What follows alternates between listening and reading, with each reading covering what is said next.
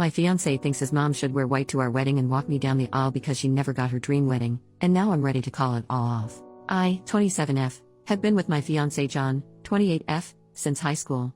We dated and broke up because his mother Debbie, 53F, convinced him we were too young to be in love. We broke up and went to college. During my sophomore year we started talking on socials again. He apologized and said he missed me, and we got back together. Cue the waterworks. Debbie literally cried the first time she saw we were back together and told John that I have done witchcraft on him. I've always respected Debbie out of respect for my mother and upbringing. I was not raised to go back and forth with my elders, but she definitely abuses that. Since John and I decided to get back together, she has tried to hook him up with women from her church, her job, and even asks her friends for their daughters to give it a shot. John denies all of them and Debbie says that I'm controlling. John has told her to stop, but not in a way I feel she gets the point. Anyway, 3 months ago John proposed. Deb didn't come to the engagement party. Cool. She didn't come to the family dinner we had so both sides could meet. Cool. John's dad came and apologized for his ex's behavior. He left her when John graduated high school. I told him don't worry about it. The problems really began when John decided to confront his mother about how she's behaving towards our whole engagement. This turned on the light bulb in his brain, as he's always tried to ignore it and tell me to ignore her. She gave him a sob story about how she got pregnant with him before marriage and never really got to have a wedding, and this is triggering her. She had a shotgun wedding at the courthouse. He asked her what she needed to feel comfortable, and she responded that if she wore white and I wore a soft pink or lavender she would feel comfortable. My fiancé for some reason thought this was a fair compromise. He also said, not asked, that his mom could walk me down the aisle so she can get her moment in her dress. I told him absolutely not, and we got into an argument about it. I told him that it's insane that he would argue with me to defend his mom's honor but wouldn't do the same the other way around. He accused me of being petty and selfish. It was bad. We both have agreed to cool off, but by how heated it got I could tell we both almost agreed to call it off. Now we're in a weird space, and I love John, but now see how much he lets her impact our life. I just imagine her sitting at home with this evil grin knowing she's ruining my relationship with John and he's just putty in her hands. I think I should just call off the wedding. I'm not overreacting, right? Or is it just a color? First update, next day. Hey everyone, not sure if this is the update everyone wanted, but this is what happened since my last post. I laid out a couple of talking points that I couldn't articulate over the rage. I met up with John after work at home. I was at the gym letting off steam. We spoke on everything and made plans to speak to his mother. John came home remorseful. He told me he was anxious about it and brought it up to a coworker who is a good friend of his about how I don't want to compromise. Apparently his friend, God bless his soul, went off on him about him being cringy. This angered me. So when I say it's a problem but another man tells you and now you see the other side. I brought up my talking points. Him being easily manipulated. This was also proved when I said he would listen to whatever another man said before his partner. Even though his friend agreed with me, it hurt that he didn't listen to me. His mom going out of her way to break us up with this silly request. He was way more open to this theory now, knowing how cringe he looks even telling this situation to someone else. I compared it to a father removing a bride's wedding garter. He got the point. Him agreeing to his mom's crazy request before even talking to me. He claimed he didn't. That he told her he'll see how I feel about it and just brought it up to me.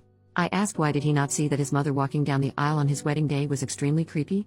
He said it's just a dress in his eyes. He just didn't want his mom to miss the wedding. I told him there will be no wedding if he doesn't straighten up, and he said he understood. Me showing him how blatantly obvious it was she hates me. She didn't even ask to wear white alongside me, which is still weird, but that I don't wear white at all as if I'm some impure whore.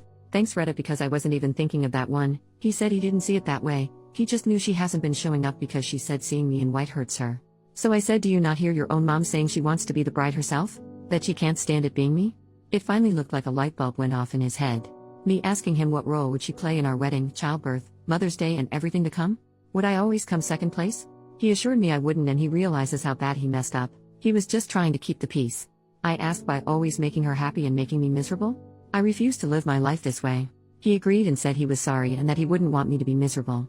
We have no children yet, but we created a plan on how to deal with any big milestone. She won't be there for anything unless I'm comfortable with it. And I won't be unless she does a 180. I asked what did his mom say to change his mind, and you all guessed it. She cried. She cried about how her baby was getting taken away from her. How she never got her wedding. How his dad left her and she was alone and had no one else. That she felt sick and just wanted to experience a real wedding before she dies. She is perfectly healthy unless there's something she hasn't told us. I just told him if that was enough to manipulate him, what's to say he won't turn on me again? He said his friend and dad talked sense into him about how he was going to lose me.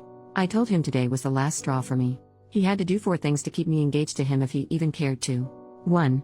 Go low contact with his mom and do not let her make any decisions on our wedding. Which will be postponed another year to see if he actually sticks to his word. 2. He has to go to counseling. Individually and couples counseling. 3. He has to speak to his mom with me present about her behavior toward me because every time he goes by himself he comes back with a reason why he left it alone. 4. He must create strong boundaries and learn to uphold them. And he agreed.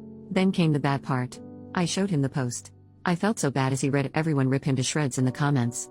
I could see how uncomfortable he was as he read how much of a mama's boy he was and other things about his mom. He was hurt that I agreed that I should leave in some comments. He read for a few minutes until he saw someone call him a spineless "see you next Tuesday" and then gave my phone back. He said it was really harsh, but I had to show him how crazy the situation sounded, even if it was just to keep the peace on a surface level. Him reading the post was icing on the cake. He said he saw everyone telling me to leave and his heart physically started hurting knowing that he deserved it. We called his dad, who I'm no longer calling future father-in-law because I will call this wedding off tomorrow if he doesn't have my back when we speak to his mom, John's dad Dan, who I'll name, since he's in big part of this update. Dan also read John the riot act again. He was relieved John decided to get his act together. We agreed to go to Deb's house tomorrow with Dan and John's aunt. My dad is tagging along. John has said he will tell his mother that she can't under any circumstances make our wedding about her. He also said if she does cry or try to guilt trip him he will tell her he's going no contact. I feel terrible as getting a man to stop talking to his mother isn't something I ever thought I even wanted. I doubt Debbie will come around, especially not tomorrow with all of us against her. I don't know if John will backtrack as soon as he gets there. I have explained if he doesn't grow a spine I'm leaving. He either can marry me or marry his mom. But that's my ultimatum. He said he chooses me. We'll see, I guess. This all should make me happy, but I still feel icky. I'll update tomorrow after we all talk to Debbie. Final update, 1 day later. Hey everyone, I'm back with the last update. This is a bit long, so buckle up. Some people reach to disrespect me. I honestly don't care if you don't believe my story or find me annoying, but messaging me, calling me names, being disrespectful, nor saying I shouldn't wear white to my own wedding is classless. I won't respond, and I genuinely hope you all get the help you need for whatever trauma makes you that much of an angry person.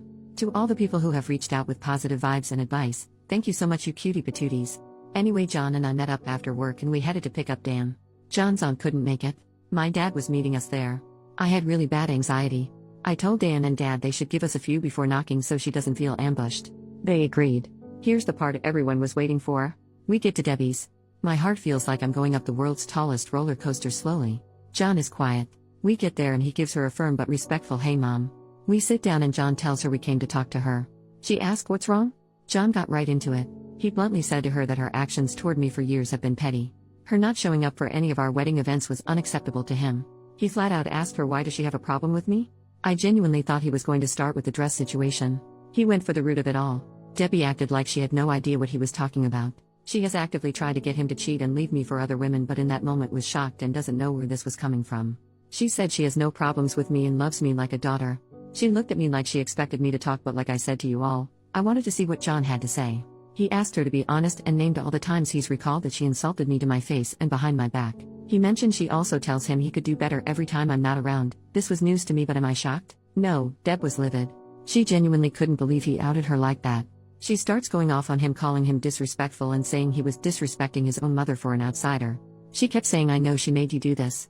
I know she's the one making you disrespect me like this. John was trying to reason with her and get her to calm down. I texted Dan and my dad to come in.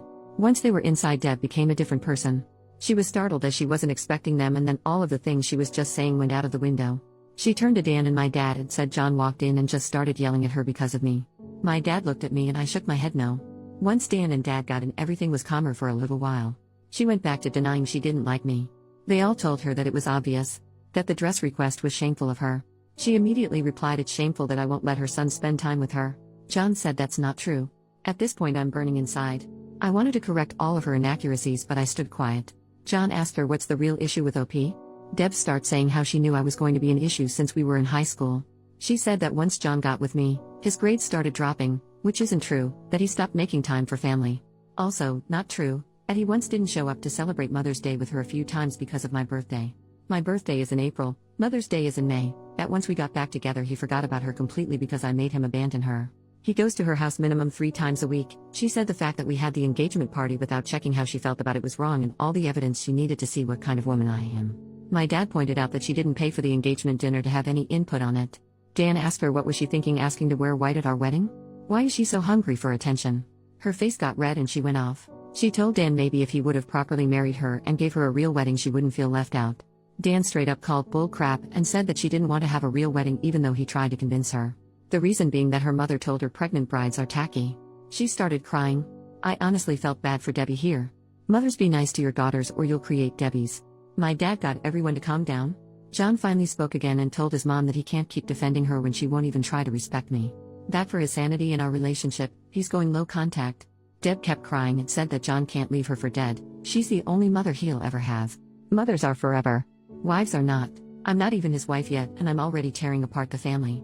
He kept going. He told her that we are going to get married.